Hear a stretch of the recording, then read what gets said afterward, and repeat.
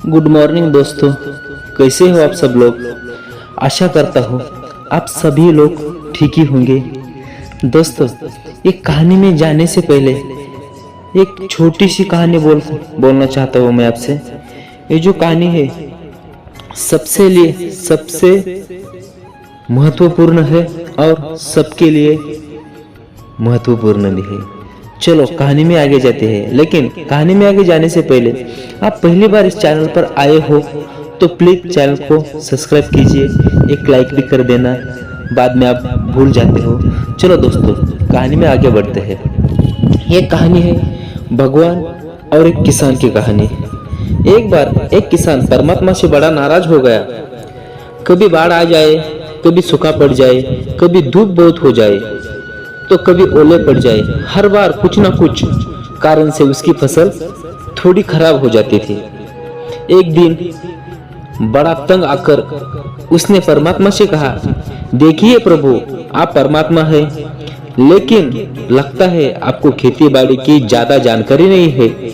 एक प्रार्थना है कि एक साल मुझे मौका दीजिए, जैसा मैं चाहूँ वैसा मौसम हो, फिर आप देखना मैं किस प्रकार का अन्न के भंडार भर दूंगा।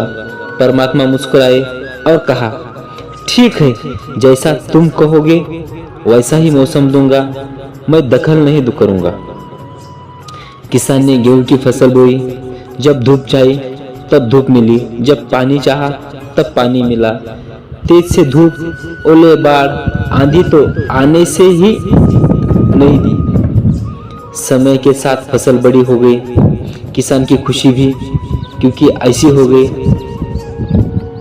कि उसकी फसल बहुत ही अच्छी आ गई।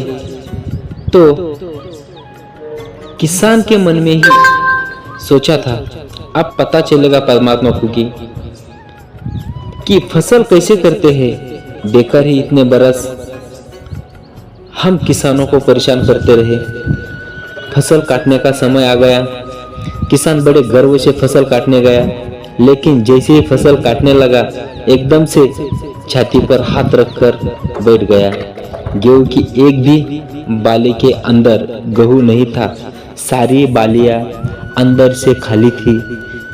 बड़ा दुखी होकर उसने परमात्मा से कहा, प्रभु ये क्या हुआ। तब परमात्मा बोले, ये तो होना ही था, तुमने पौधों की संघर्ष का जरा सा भी मौका नहीं दिया।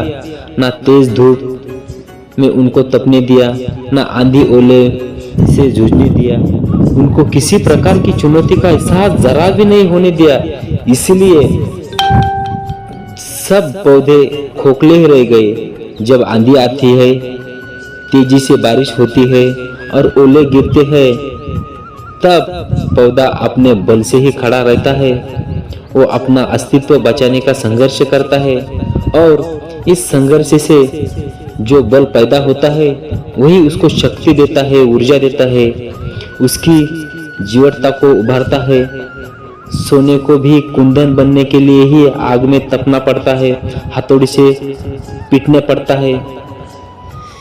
जैसी चुनौतियों से गुजरना पड़ता है तभी उसकी स्वर्णिम आभा उभरती है, उसे अनमोल बनाती है।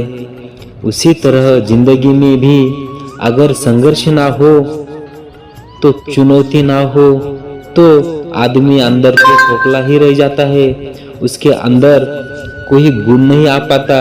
ये चुनौती ही है जो आदमी रूपी तलवार को धार देती है, उसे सशक्त और प्रखर बनाती है। अगर प्रतिभाशाली बनना है तो चुनौतियां तो स्वीकार करनी ही पड़ती है, अन्यथा हम खोखले ही रह जाएंगे। अगर जिंदगी में प्रखर बनना है, प्रतिभाशाली बनना है तो संघर्ष और चुनौती का सामना ही करना पड़ता है।